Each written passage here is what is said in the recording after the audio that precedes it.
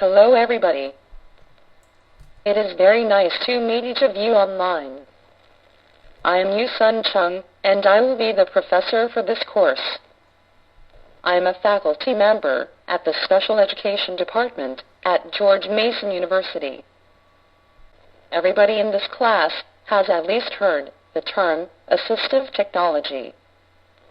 Assistive technology is any item, piece of equipment, or product which can be commercially available or modified or customized to increase, maintain, and improve the functional capabilities of individuals with disabilities. Among various assistive technology, I am using augmentative and alternative communication system to present this message to you. Now, I am going to tell you my background to let you know me better.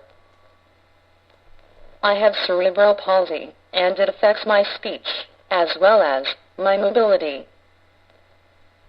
I earned a doctoral degree in assistive technology at GMU in 2004. Before I entered the assistive technology field, I studied computer science for both my bachelor and master degrees. I came to America back in 1992 to study after graduating from high school in South Korea.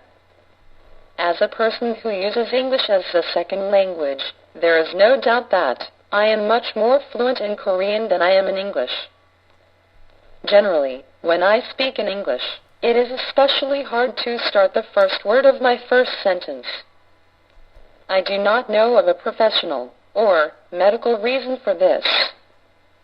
However, my intuition tells me that this is because I first have to think and translate all that I intend to translate from Korean into English before speaking in English.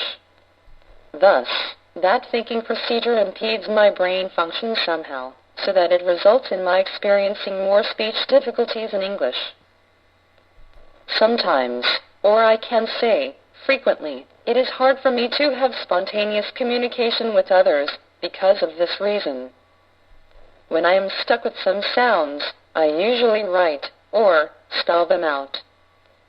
Writing or spelling them out works very well. However, I am still trying to overcome my speech condition so that I would feel comfortable talking to others without much writing or spelling out. Assistive technology allows me to teach students at a university.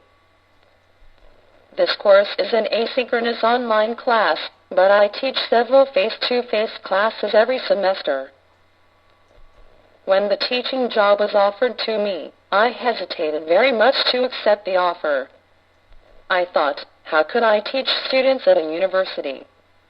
I mean, I know I cannot speak, even a word, when I am nervous. How could I? After I thought and thought, I decided to accept this excellent opportunity. I realized I have an educational background. I have my communication system. I can utilize PowerPoint as a teaching tool. I realized that I should have self-confidence. I thought about Dr. Stephen Hawking, a world-renowned theoretical physicist. He completely lost his speech abilities, but with his communication device, he gives lectures all over the world. I guess my speech condition is a whole lot better compared to his. Of course, I am not smarter than he is. But I thought that if he could do it, I could do it. And actually, I am currently teaching students at a university. One of the most important factors that make it possible for me to teach students is my communication device. It could not be possible without my communication device. This is not just my case. Many people with disabilities are getting many benefits from assistive technology. Let me reiterate the term assistive technology again. Assistive technology is any item, piece of equipment, or product which can be commercially available or modified or customized to increase, maintain, and improve the functional capabilities of individuals with disabilities. Here, any really means anything. I mean it.